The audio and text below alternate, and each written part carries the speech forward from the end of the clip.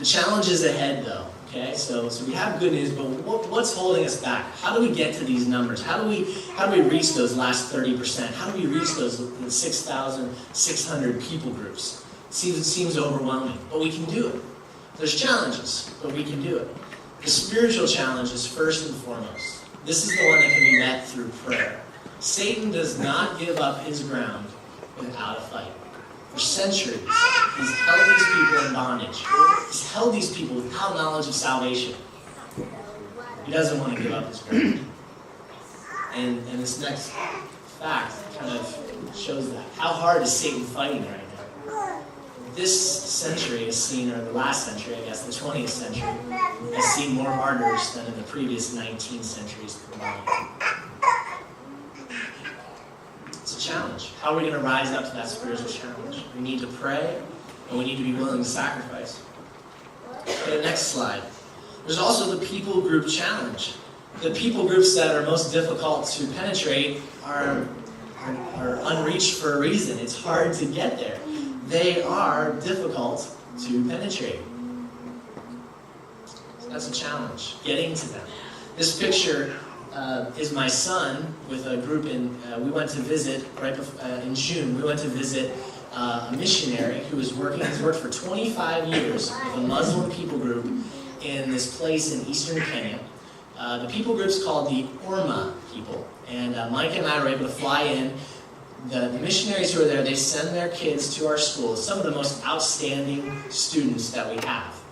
She was on my basketball team, and I had her brother in class. Her brother just graduated this past year. And just really amazing kids, amazing family. We got to go visit them. We took a little 5-seater plane, and Mike and I went, and we got to be out there with these people group. One of the reasons they're so unreached, it's hard to get to them. We were there during the rainy season, okay? It was 90 degrees. That's the cool season. It's normally about 120 degrees, 110, 120 degrees during the hot season. And of course, there's no rain during the hot season. The rainy season, we were there for 3 days. We had about 15 minutes of rain. Okay, so even the rainy season is not very cool, and and there's just nothing out there. You don't even know how people live like that, but they do, and they've lived like that for centuries. It's hard to get to these people groups. It's going to take sacrifice, and it's going to take work. All right, next, the political national challenge. Some countries will not allow missionaries in, or they're very opposed to the gospel. The countries with the highest percentage of unreached tend to be those most closed to Christianity. Just a little question for you before we go to the next. There's a picture that's going to pop up. Any idea what country has been ranked the most closed to Christianity? Just guess. China. Okay. Good guess. North Korea. North Korea. Excellent. Second guess. Good job. That is it.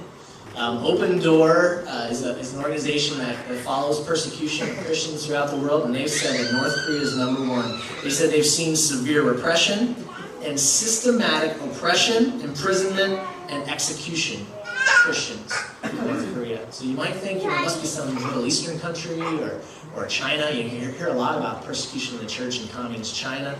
However, North Korea is considered #1 most oppressive government. So we have to overcome these challenges. We have to pray that these governments would either be overthrown, or we have to pray that these governments would allow access, and that if there are believers in those countries, that they'd be safe, and that the governments would stop the persecution, and that would end. There's another challenge, the church challenge.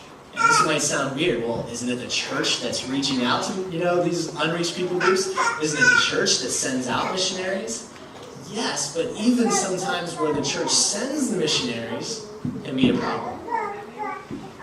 Next point here.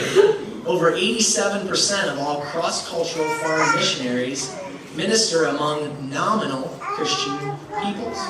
If you think back to that first, one of those first facts I gave you, 10% estimated true believers, 20%, is that right? 20% nominal believers. So people who maybe call themselves Catholic, call themselves Christian, but really are not, believing in the all-sufficient work of Christ. So missionaries even are going to maybe third world countries, maybe to poor people, but not necessarily to these unreached people groups. And the next fact, for every million unreached Muslims, there are less than 3 missionaries. It's a million people. That's a lot of people. Less than 3 missionaries to reach all those people. So as churches, are we equipping, are we thinking about, are we being strategic in reaching these unreached Muslims and all unreached people, or are we are we just thinking, well, let's just go to third world countries, or let's just maybe go where there's people who know about Jesus, but they're not in love with him like they should be? Or are we going to be deliberate about going to the unreached? Another thing that's a challenge for the churches, on the next slide, is there's an imbalance in where the money goes. Okay, how much money goes to actual missions? I have a question for you. For every $1 of Christian giving, okay, so this is across America, for every $1 that Americans give, how much do you think goes to church planting, specifically church planting among unreached people groups? $1. How much do you think? 10 cents? 30 cents? And the answer is going to pop up here. Half a penny.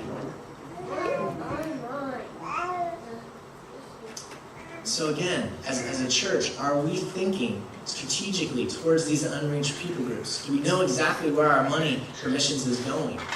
And I'm not just talking about this church. I'm talking about the church in general. But it applies to us too. Half a penny of every dollar. So that's a challenge. We have to obviously look at how we're giving, where we're giving, and things like that. To go back to my question from the beginning, why missions? A great writer on missions, if you ever pick up any of his books, you'll see a missions focus. His name's John Piper. And John Piper is most famous for his talking about the pleasure of God, and that God wants us to pursue pleasure in him. It says, sin is when we seek pleasure apart from God. Holiness is when we seek our pleasure in God. Okay, but his focus is totally on reaching the unreached. And he has this great quote. He says, missions is not the ultimate goal of the church. Worship is. Missions exists because worship doesn't. Why we come here this morning is to worship God. Okay? Why, and I don't want you to think, we had a speaker come and talk about missions this Sunday. He was a guest speaker. And it's not about missions. It's about worship. But the problem is there's a lot of people who aren't worshiping God. And there's a lot of places where they can't even worship God, even if they have the desire. And so that's why missions is so important. And God has a focus on this. I told you I'd be going all the way from Genesis to Revelation. I'm almost there. Okay? Here's a verse in Revelation where the Apostle John is given his vision of what heaven is like, what eternity is going to be like. Revelation 7:9 says, after these things I looked, and behold, a great multitude, which no one could count, from every nation, and all tribes, and peoples, and tongues, standing before the throne, and before the Lamb. At some point in human history, in eternity, there will be someone from every nation, remember ethnic? Every ethnic group, every people group worshiping. Okay? I believe that that's the promise that Christ won't return until every people group has been touched. Until every people group has had a chance to hear the good news of Jesus Christ. Because this verse tells us every nation, every tribe and people and tongue, every ethnic will be worshiping with us together. It's going to be a beautiful sight. As you guys have you watch on television, you see all these different cultures, and a lot of these cultures are strange. And we experience a lot of strange cultures in Africa. But with all these cultures, they all, in their own way, with their own color skin and their own language.